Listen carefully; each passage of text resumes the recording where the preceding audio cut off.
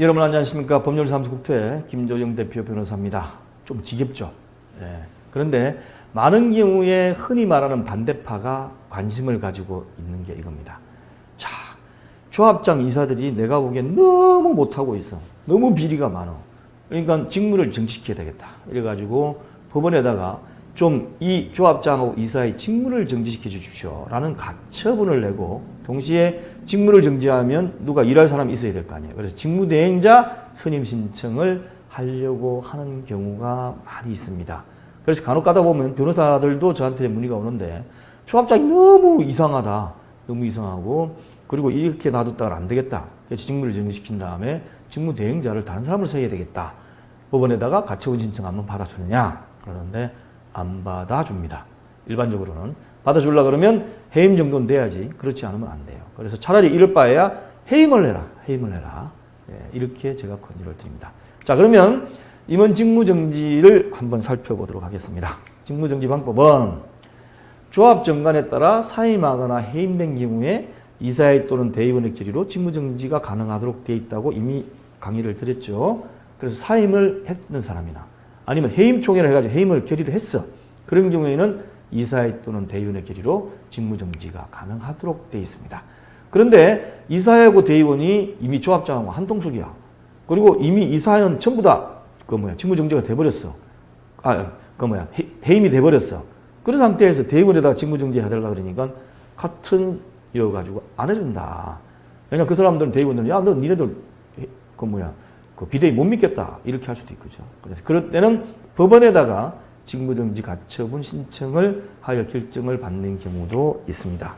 그런데 이 법원에 직무정지 가처분 신청하는 것은 단지 임원이 불성실하다거나 무능력하다거나 의혹이 있다든지 비리욕 이런 것도 있다고 직무정지 해달라고 하면 거의 기각당합니다. 해임이 된 이후에도 잘 안 해줘요.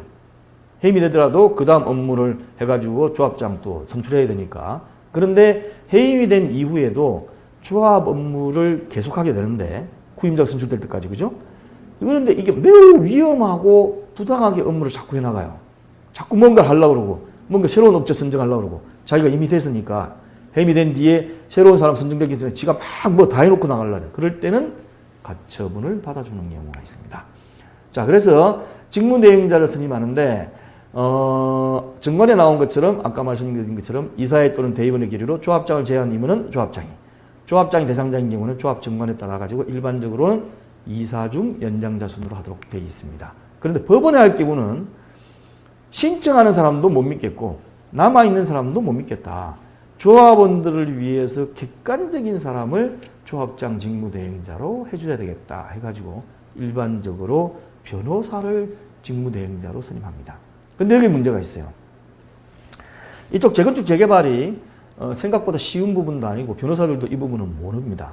최소한 5년 내지 10년은 해야 그래도 조금 자문할 정도로 이렇게 되기 때문에 저 같은 경우에 지금 거의 23년을 이쪽으로 해왔는데요.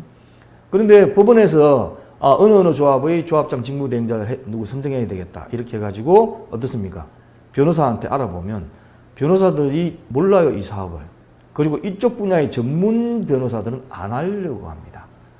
가끔 이제 전문 변호사 하려고 초창기에 있는 사람들이 경험해 보기 위해서 나중에 경력상 내가 어느 조합의 직무대행자를 했다, 조합장 직무대행을 했다, 이걸 내세우기 위해서 하는 경우가 있는데 일반적으로는 모르는 사람들이 직무대행자가 됩니다. 그럼 어떻게 되죠? 조합장 직무대행자가 된 다음에 조합에 가서 자기가 업무를 모르니까 일을 진행을 안 해요. 일을. 도장 찍기도 힘들고 그 다음 뭐도 안 하고 도저히 안 합니다.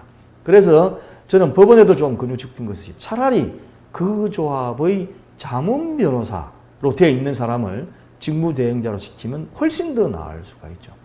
야, 자문 변호사는 조합장 편이니까 못하겠다. 이렇게 하면 아무도 못 믿는 거죠. 예, 그렇지.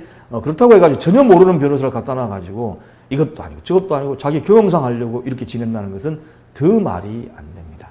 그래서 일반적으로 재판장님께서는 조합의 자문 변호사한테 물어봐가지고 자문 변호사가 하겠다는 경우가 더 확률이 높아요. 왜냐하면 이미 사업을 알고 있기 때문에 그 조합의 사업을.